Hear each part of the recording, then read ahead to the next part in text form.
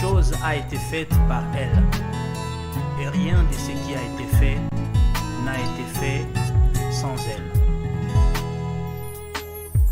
Le monde que je vois, j'ai trouvé si beau. Bonjour, bonsoir, selon l'heure à laquelle vous nous suivez, et bienvenue sur cette tranche, les temps de l'Éternel. Et avant que nous n'allions plus loin, nous allons prendre le temps de prier. Yahweh Dieu Tout-Puissant, nous te rendons grâce pour tes merveilles. Voici que nous sommes levés la journée d'aujourd'hui avec un souffle de vie qui nous garantit l'exécution de tout ce que tu as déclaré pour nous. Et nous te laissons ces moments entre tes saintes mains, du début, la chemin et la fin, que ton Esprit Saint puisse encore nous révéler davantage ce qui est ta volonté pour notre vie au travers de ces enseignements. Selon ta volonté, au nom de Jésus-Christ. Amen. Bien-aimés dans le Seigneur, merci beaucoup d'être branchés et de suivre cette tranche les temps de l'Éternel. Nous sommes très heureux de vous avoir nombreux en train de nous soutenir de partout. Ici à Kampala, à Goma, à Kisangani, vous êtes à Banalia, à Bunia, partout où vous vous retrouvez au Canada, vous êtes peut-être loin de vos familles, vous vous sentez seul, vous avez même l'envie de ne plus continuer à vivre, mais tenez bon, s'il vous plaît, et sachez que nous vous aimons beaucoup et il y a un Dieu qui est avec vous. Amen. Alors, nous continuons toujours avec ces sous-points que nous avions dans ces grands thèmes. Les grands thèmes que nous développons jusqu'ici, la réalité n'est pas toujours la vérité. La réalité n'est pas toujours la vérité, ça veut dire l'ensemble des choses que vous voyez, les choses que vous vivez, les choses que vous touchez, ne constituent qu'un ensemble des réalités. Mais ce ne sont pas des vérités. Vous pouvez être malade, on vous déclare qu'en disant que vous n'allez pas vous en sortir, ça c'est une réalité. C'est partant des théories scientifiques qu'on vous dit cela, mais la vérité est qu'il y a un Dieu qui s'appelle Jéhovah Rapha qui guérit. Amen. On vous dit comme après le Covid, beaucoup d'emplois sont perdus et vous n'avez aucune chance de continuer à vivre comme il se doit. Et dites-leur qu'il y a un Dieu qui pourvoit à tous les besoins qui s'appelle Jéhovah Jireh. C'est ça la vérité. Donc la réalité, c'est ce que nous constatons dans le monde, c'est ce que nous voyons, c'est ce que dit la science et encore d'autres doctrines et coutumes et traditions. Mais la vérité, c'est ce que dit Dieu au travers de sa parole. Encore une fois de plus, bienvenue sur cette tranche. Nous continuons avec le sous-point qui dit la bénédiction, de la bénédiction au fruit de la bénédiction. Parce que nous avons commencé par démontrer d'abord ce que c'était la bénédiction. Nous avons dit que la bénédiction, c'est une puissance émanant de Dieu qui nous permet d'avoir tout ce dont nous avons besoin. Donc, cela, c'est selon la volonté de Dieu. Donc, la bénédiction, ce n'est pas du matériel, ce n'est pas tout ce qui satisfait notre chair, mais la bénédiction, c'est cette puissance que Dieu met en nous et qui nous permet d'avoir ce dont nous avons besoin. C'est pourquoi nous avons dit la personne peut être bénie même si elle n'a pas de voiture, même si elle n'a pas de maison, même si elle n'est pas mariée, cette personne est bénie. Et aussi de l'autre côté, une personne peut être prospère, ça veut dire disposer de bien de choses qui satisfont la chair humaine, mais celle-ci n'est pas bénie. Amen. Alors nous commencions à voir maintenant si cette bénédiction qui est comme une puissance et une sémence au-dedans de nous pour produire des fruits, il y a des préalables qui nous permettent de quitter de la phase de la réception de cette puissance qui est la bénédiction et vivre les effets, vivre les fruits. Alléluia. Alors, nous avons cité en premier lieu, il y avait le souffle de vie. Pour vivre la bénédiction de façon matérielle, de façon physique, de façon visible, vous devez avoir le souffle de vie. Je vais simplement dire, vous devez être vivant. Alors, pendant que vous m'écoutez, ça veut dire que vous êtes vivant. Voilà, c'est déjà une garantie qui vous rassure que demain, même aujourd'hui, après que vous ayez suivi cette tranche, il y a des choses qui vont s'opérer parce que vous êtes vivant. Alléluia. Nous avons dit en second lieu, c'était le Saint-Esprit. Le Saint-Esprit, c'est lui que Jésus nous a promis en disant, c'est lui qui nous guidera dans la vérité. Alléluia. Et j'avais dit même que, même comme Israël, malgré les paroles de bénédiction, l'assurance que Dieu leur a donnée, en disant qu'ils vont quitter l'Égypte pour Canaan, la terre promise, où coule le lait et le miel. Mais il était encore très important que Dieu lui-même les conduise jusqu'à Canaan. Ça veut dire, mon frère, ma soeur, que même si vous demander de la bénédiction, il est important que Dieu vous conduise pour bien jouir de cette bénédiction par le Saint-Esprit, ça veut dire selon sa volonté. Amen. Et en troisième lieu, nous avons parlé de l'intelligence. J'ai dit l'intelligence qui était un processus de pensée qui nous permet de nous adapter à des situations nouvelles, d'apprendre et de comprendre une situation, un fait. Amen. Alors, ne vous méprisez jamais, ne vous sous-estimez jamais parce que vous n'avez pas un diplôme d'État, vous n'avez pas une licence en économie, vous n'avez pas de doctorat, non. Le simple fait que vous soyez à même de vous adapter à de nouvelles situations, à comprendre quelque chose et à apprendre, vous êtes intelligent. Et Dieu a doté chacun de nous de cette capacité qui nous permet de vivre notre bénédiction. Parce que si vous recevez une bénédiction et que vous n'êtes pas intelligent, il sera difficile pour vous de vivre les fruits de cette bénédiction. Encore une fois, merci d'être connecté et nous allons lire avant que nous allions au point suivant, c'est-à-dire les travails. Il y a le souffle de vie, le Saint-Esprit, il y a l'intelligence, il y a aussi les travails qui nous permet de vivre pleinement et de façon visible les bénédictions reçues de Dieu. Nous allons lire les passages comme j'avais promis l'autre fois. Nous sommes dans Genèse chapitre 2, verset 15. Nous allons lire cette portion de la parole pour écouter ce que Dieu a dit dès le commencement. Je vais lire au nom de Jésus-Christ pendant que la réalisation nous prépare cela sur nos écrans. La Bible dit ceci.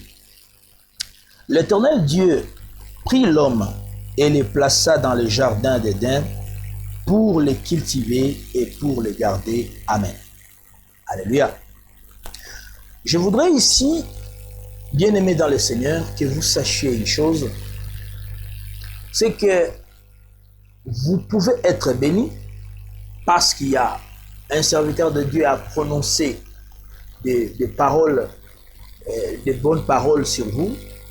Prospérez à tous égards, soyez, je vais dire, dans l'abondance, ainsi de suite. Après qu'il ait dit cela, par votre foi, il y a une puissance qui quitte le trône de l'Éternel et qui se place en vous.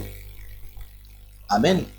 Seulement, après que cette puissance ait trouvé place en vous, il y a des choses que vous devez faire. Je ne dis pas votre papa, je ne dis pas votre maman, je ne dis pas les intercesseurs, non. Je ne parle pas de votre voisin, de votre copine ou de votre épouse, non, c'est vous. Vous devez faire quelque chose. Et les garanties qui vous permettent d'avancer vers le toucher, le vivre, ce qui est le fruit de cette bénédiction, c'est ça, le souffle de vie, le Saint-Esprit, l'intelligence. Si vous n'êtes pas intelligent, mon frère ou ma soeur, rassurez-vous que vous attendrez parler de Canaan, mais vous n'arriverez jamais à Canaan. Je ne sais pas si vous comprenez très bien. Parce qu'il y avait plus de 600 000 personnes qui ont quitté, je voudrais dire, Israël, après que Dieu leur ait donné cette promesse. Mais dans cette génération qui a quitté l'Égypte, la Bible nous renseigne qu'il n'y avait que 2 personnes qui sont entrées. Les restes sont des enfants qui sont nés au désert. Alors nous pouvons tous être bénis. Nous entendons les paroles de bénédiction lorsque le pasteur prie, lorsqu'un serviteur prie. Mais nous avons besoin d'être vivants. Nous avons besoin du Saint-Esprit. Nous avons besoin de notre intelligence pour que nous puissions parvenir à la matérialisation de cette bénédiction. Le travail. C'est quoi le travail? Alléluia. Le 4e point, c'est le travail. Nous devons travailler afin de vivre pleinement les bénédictions qu'on prononce sur nous. Alléluia. Alors, comme toujours, j'aime souvent prendre l'essence que nous connaissons au travers de la science, au travers de la réalité. Donc, comment définir le travail, la réalité. La réalité définit le travail comment? C'est-à-dire les connaissances, les doctrines, les coutumes. Comment est-ce qu'on définit le travail? Je prends d'abord dans l'étymologie, à l'origine. Le mot travail vient du latin qui veut dire tripalium, qui était donc comme un instrument de torture composé de 3 pieds. Historiquement, le travail désigne en effet la souffrance, la douleur en particulier, celle que peut endurer une femme lors de l'accouchement. Ça, c'est selon l'étymologie. Donc l'origine, je vais dire l'origine à l'origine. Avant, c'est comme ça qu'on considérait le travail. Mais maintenant, aujourd'hui, le travail est devenu est un des éléments dans l'économie. Alléluia. Qu'est-ce qu'on dit du travail? Alors, au sens usuel, donc au courant, le travail est l'activité rémunérée qui permet la production de biens et services. Vous entendez? Une activité qui est rémunérée qui permet la production de biens et services. C'est un facteur de production de l'économie, ça nous le connaissons, et il est essentiellement fourni par des employés en échange d'un salaire et contribue à l'activité économique. Le processus d'entrée et de sortie de l'emploi s'est fait par le marché du travail. Amen. Vous comprenez ce que nous dit la science ici, et je crois vous partagez cet avis parce que c'est depuis le jeune âge qu'on nous apprend cela, à l'école primaire, à l'école secondaire ou à l'université, ainsi de suite. Seulement, je m'excuse de vous dire que cette manière de définir le travail a rendu le travail un peu amystifié. L'essence du mot travail, je m'excuse de dire ça, mais je dois vous l'avouer que c'est parmi des choses qui ont mis frein, qui ont mis barrière à plusieurs d'entre vous, jusqu'au point de ne pas travailler, parce qu'on définit le travail selon la science avec tous ces détails que vous venez d'écouter. Mais aujourd'hui, je vais tenter de vous rassurer, de ramener les choses simplement, au niveau le plus simple possible. Sachez que par travail, ce n'est pas simplement le fait d'être embauché, c'est-à-dire engagé, disposer d'un bureau, avec des ordinateurs, il y a des gens à qui tu donnes des ordres, ainsi de suite, un salaire bancarisé, donc on vous paye à la banque, ainsi de suite, un lieu où vous êtes, donc un bureau climatisé, ainsi de suite. Non, c'est pas forcément ça le travail. Et tout ce qu'on dit, ça veut dire qu'il y a, le travail, ça veut dire une activité rémunérée qui contribue à l'économie. Oui, je peux l'accepter, mais je voudrais vous dire ceci. Regardez-moi droit dans les yeux, mon frère, ma soeur. Le travail, c'est simplement une occupation dans laquelle tu investis ta force, tu investis tes capacités, qui produit des choses qui sont utiles pour vous-même et pour l'ensemble de ceux qui vous entourent. C'est ça le travail. Une occupation dans laquelle tu emploies tes capacités mentales ou physiques qui produit des choses. Ces choses satisfont à tes propres besoins, mais aussi aux besoins de ceux qui sont tout autour de vous. Et toi, je voudrais dire. Amen. C'est ça le travail. Dès que tu fais ça, sache que tu travailles. Et j'ajoute en disant, ce que tu fais qui produit des choses qui satisfont nos besoins, c'est-à-dire vos besoins à vous et les besoins de ceux qui sont autour de vous, avec passion. J'ajoute le mot passion. Très important. Alléluia. Parce qu'au départ, lorsque nous travaillons, nous devons aimer ce que nous faisons. C'est pourquoi celui qui est dans un bureau de la banque travaille, un cordonnier travaille, un cultivateur travaille, celui qui prêche comme je parle ici, je suis en train de travailler, celui qui chante avec sérieux, avec passion, pour les besoins, de satisfaire certains, pour les besoins de se rendre utile, c'est un travail.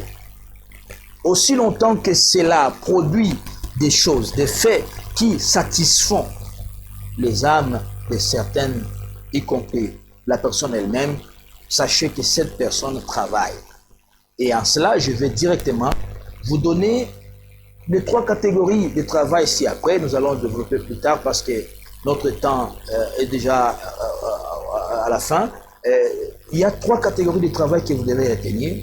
Il y a le travail sous forme d'entrepreneuriat. Ça veut dire ici, c'est vous-même qui êtes le boss et l'ouvrier. Vous créez un emploi vous-même. Vous n'êtes pas engagé, mais vous créez. En deuxième lieu, il y a la catégorie de travail sous forme de volontariat. Alléluia. Ça veut dire, vous rendez des services, vous produisez des choses qui satisfont aux besoins de ceux qui sont autour de vous et pour vous-même. Mais vous n'avez pas un salaire reconnu, un salaire déterminé, un salaire payé de façon régulière. On appelle ça les volontariats. C'est un travail. Alléluia. Et en troisième lieu, nous avons l'emploi. Le travail comme un emploi. Ça veut dire vous avez des capacités, mais vous travaillez pour le compte d'une autre personne. Et dans toutes ces trois catégories de travail, tous ceux qui les font, ils travaillent. Alléluia. Nous sommes obligés de nous limiter aujourd'hui là-bas. Et nous avons continué toujours avec ces sous-points qui est intitulé « De la bénédiction au fruit de la bénédiction ». Nous avons commencé à ouvrir un peu la quatrième chose que nous devons avoir, nous devons faire pour toucher visiblement notre bénédiction, c'est le travail. Le travail ici, non pas selon la définition de la science, mais la définition pratique.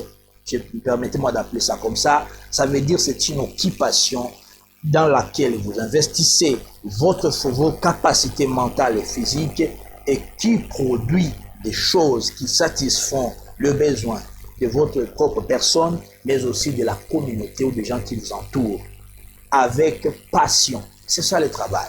Et nous disons qu'il y a trois catégories de travail, le volontariat, l'entrepreneuriat et aussi l'emploi. À nous revoir très prochainement pour continuer avec cette tranche. Nous continuons à vous demander, vous toute femme qui est tombée enceinte pendant le confinement, n'avortez pas s'il vous plaît et continuez à prier pour tous ceux qui sont en train de souffrir plus que nous-mêmes et nous rendons grâce à Dieu pour toutes vos aides et nous continuons à les solliciter pour que les conditions de travail s'améliorent. À nous revoir très prochainement et moi c'est Kakagad.